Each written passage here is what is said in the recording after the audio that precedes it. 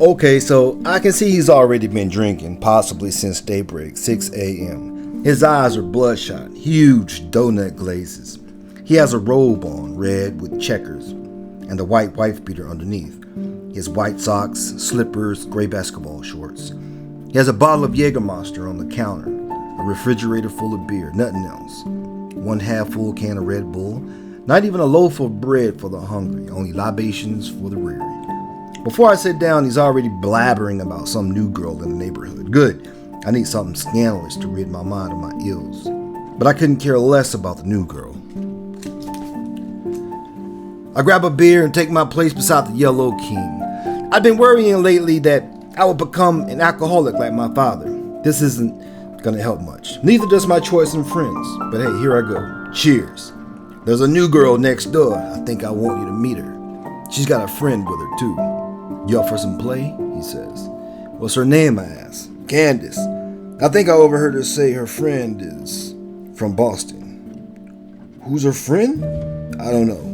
I bring up Rhonda's name to deflect from the moment any further mention of the two strangers, or Reject would fixate on them for the entire day. He has the greatest libido in the city, I swear that man. He'll drive himself mad just to get a play from some biddy. He once rode his old orange beach cruiser bicycle 10 hours from his apartment in Lawrenceville, all the way to Cartersville, giggling, going, yes, yes, yes, baby, here I come.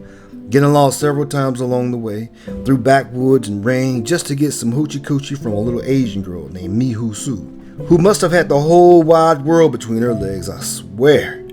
He's a pure sex addict. I can't count the number of times I've walked in on this guy screwing some dime piece on the floor of this very living room, looking up at me smiling while continuing to grind his love into the girl's body, or jumping up and running for it as I catch the backside of his bottom ace's sunny side bottom.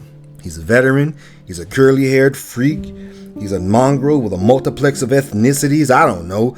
He doesn't seem to care that much about anything else but his own libido, but goddamn it's entertaining. I don't quite share his enthusiasm for women nor his sentiments for sex. He knows this about me. I'm more of a one-woman kind of guy who'd prefer to have a wife and some kids someday. Despite my past with the occasional dilly-dally and the cove of lust and the year of whoredom spirit, I'm a total bare-knuckle bore. A changed man. Rhonda love, he says. Why you still seeing that Rhonda for, man? She's a complete idiot. She's cool, man. She's cool, I promise. She's coming over later tonight to hit the rounds with us. Bullshit, he says. She says she's never coming around me ever again after last week. She forgives you, man. Calm down. She knows you have a problem. We both laugh about this. Last week, Rhonda Love and I were asleep in the living room on an air mattress when Reject walked in from his bedroom, drunk as an Irish settler, and slid against Rhonda's flat, yellow ass in fully glorified nocturnal penal tumescence.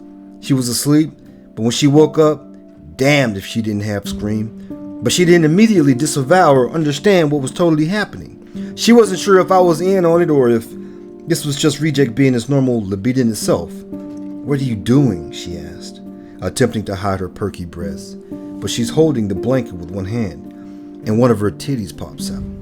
Reject catches a glimpse of this and starts rambling. Rhonda, Rhonda, Rhonda.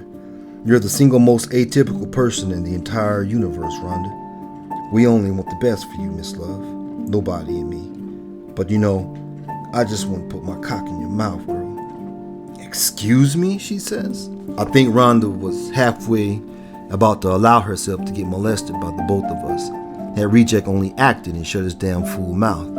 I initially kept my unsoiled mouth closed just long enough to see what would happen. But after a few seconds, I couldn't keep my composure. I don't want to see you naked, man. Get the hell out of here. Rhonda Love sat up on the mattress and didn't say another word, half asleep, holding her head down, rocking back and forth. Reject went on about the male anatomy and how the Romans were as naked as babies without cause for concern. And as he talked, everything went into a blur. I stared at his face for several minutes, amazed at how desperately calm he appeared to be. I nearly burst out laughing. This must be what the devil looks like when he's entertaining sinners for hell. Nothing further came of the night. Reject went back to bed, passed out. Rhonda melted into the lazy, hazy dew early that next morning, intrigued by his two bums. I apologized for my friend's behavior, but she understood that he was what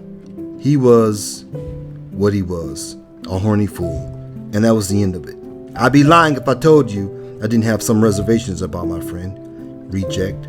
Ever since New Orleans, he's been acting really weird. Anyway, I explained to Rhonda Love that on the following weekend, we'd all go out together and let bygones be bygones.